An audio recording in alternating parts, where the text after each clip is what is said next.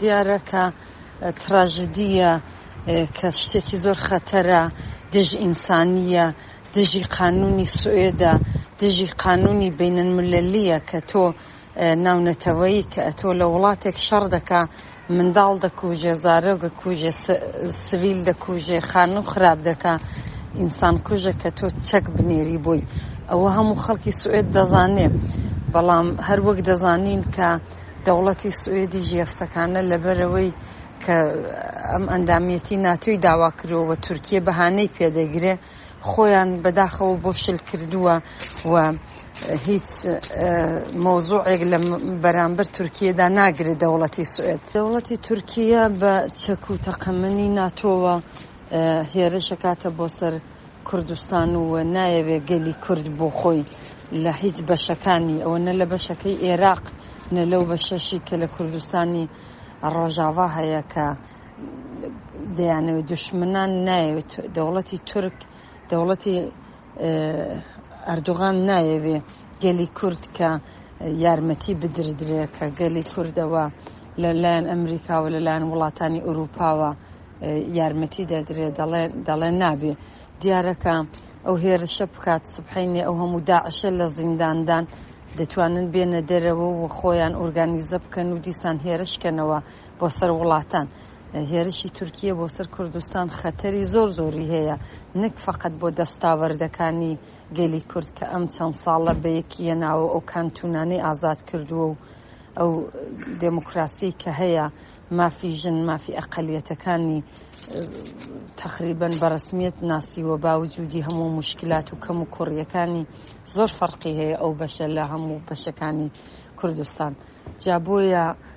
جابۆیە زۆر گرینگە کە دەوڵەتی تورکیە هیچ وەخت نابێ ئیجازەی پێ بدرێ کە ئەو هێرشانە بکات و هیوادارم گەلی کوردیش لەوێ بە وڵاتان بڵێت، لە ڕۆژاوا بڵێن بە وڵاتانی هەموو ئوروپا ئێمە داعشمان پێڕا ناگیرێ، ئێمە دەبێت دیفاعکەین لە خۆمان، جا وەرن چیەکەن بیکەن بۆ ئەوەی کە گەلی کوردیش نەبێتە کاردەستی ژێردەستی وڵاتانی ئوروپی و ئەمریکا.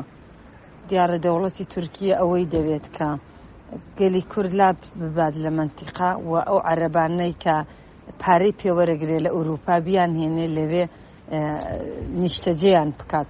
ئەوە وەکو نوعێک سەتڵمەند، ئەوە نییە کورد لا بباوە. اینێکی ڕاسیستیە کە دەوڵەتانی منتیقا ساڵەها ئەوەیان ئەنجام داوە کە کورد لا ببن و خەڵکی تر بێنن بۆ ئەوەی کە مشکلەکە زۆر بکەن، مشکلەی ئەتنیکی. دیارە ئەوە کاپیتالێکی زۆر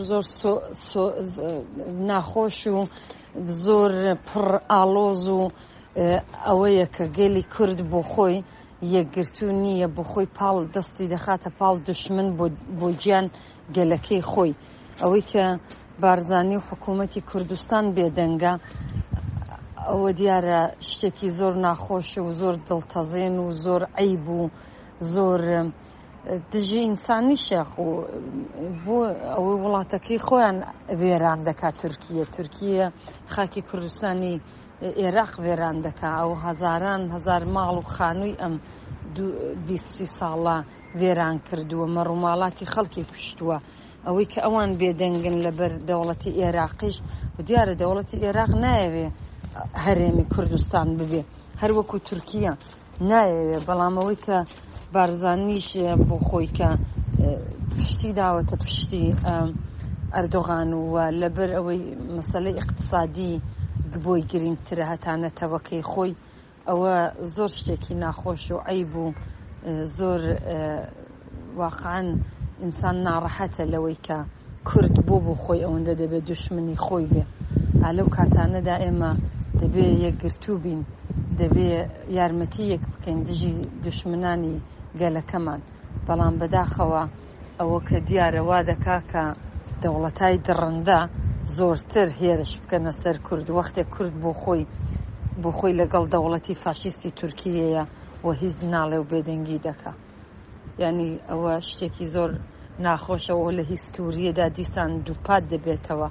ئەوە بووە ساڵەها کە کورد بۆ خۆی ئەوەی کردووە دژی میلەتەکەی خۆی، پڕ ناخۆش.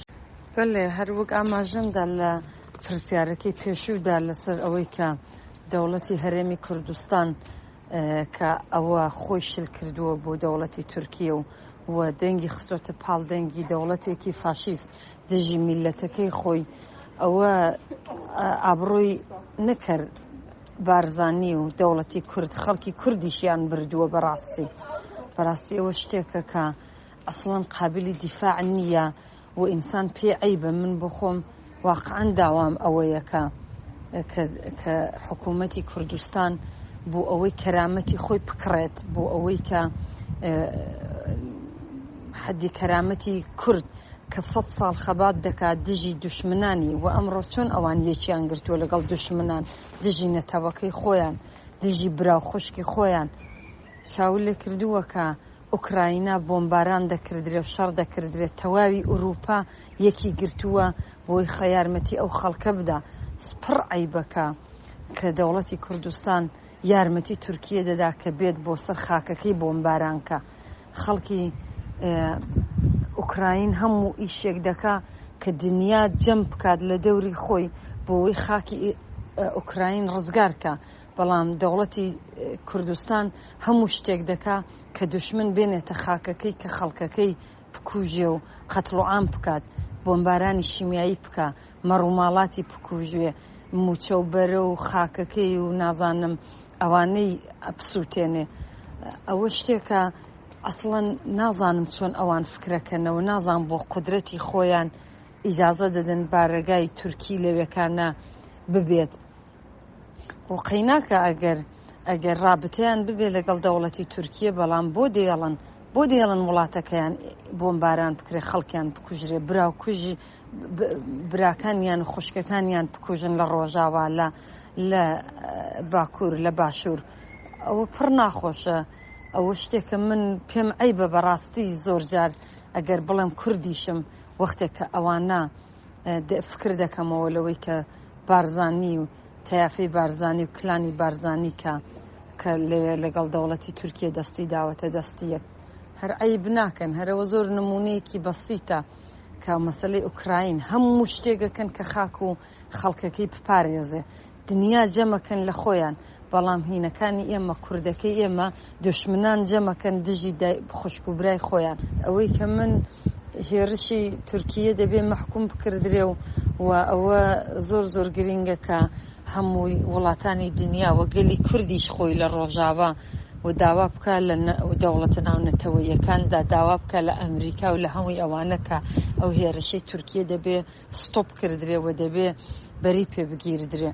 ئەوەی دەوڵەتی سوئێد بەداخەوە ئێستا لەسەر ترسی پوتین ئێستا وایان خۆشل کردووە بۆ دەوڵەتی تورکیە، هەر وەکو بارزانی لێرە ژەمان حازرن دەوڵەتی تورکیە هەموو قسەیەکیان پێ بڵێ و داواکاری بکە کە ئێمەمانانێک کە من خەڵکی تورکیە ژنیم بدرێمەوە بە تورکیە و زۆر شتی تر ئەوان دەیکەن بە خاتری ئەوەی لە ترس لە پوتین و بۆ ئەوەی ئەندامەتی ناتۆ.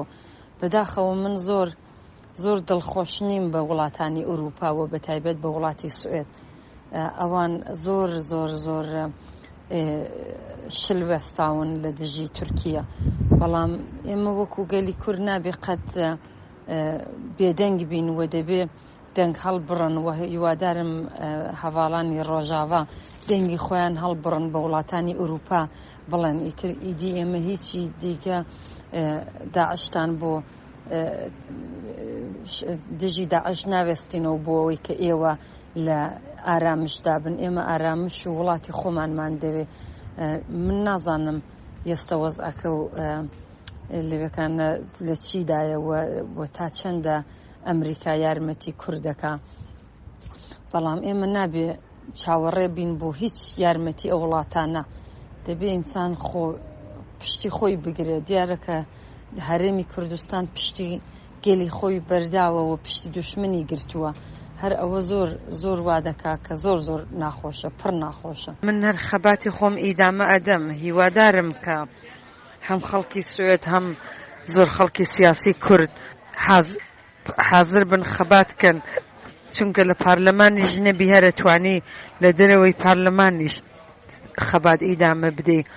لە سەرحی ئانتەرناسیۆناڵدا زۆر گرینگە خۆ هەر سوێد گرنگ نییە وڵاتەکانی تریش گرنگن جار لەبەرەوە بەداخەوە خەڵکی کوردی ئێستا دوای ئەم حڕەشانەی تورکیە و وەزعی لە سوێد هاتووە خەڵک زۆر ئەترسن خەڵکی کورد زۆر ئەترسێ بۆەوەی کە لە تەرۆریستینی نەکەن ناویان لە لیستی تەرۆردا نەبێت خەڵک زۆر ئەترسێ دەزانم من حاڵی ژەبم بەڵام بە بڕوای من دەبێ هەم لە ئاڵمانیا هەم لە سوێد هەم لە هەمووی ئوروپا خەڵکی کورد خەڵکی سیاسی حتا نەک هەر خۆی بێتە مەیدان و خەباتکاوە بەڵکە بە هاوڵاتیانی سوێدی و ئاڵمانی و ئەوانەی تریش بڵن کە ئەو خەتەرانە هەیە لەسەر مافی مرۆڤ لە کوردستانە من داوام ئەوەیە بۆ خەڵک و خۆشم حتا بتوانم خەبات ئیدامە دەدەم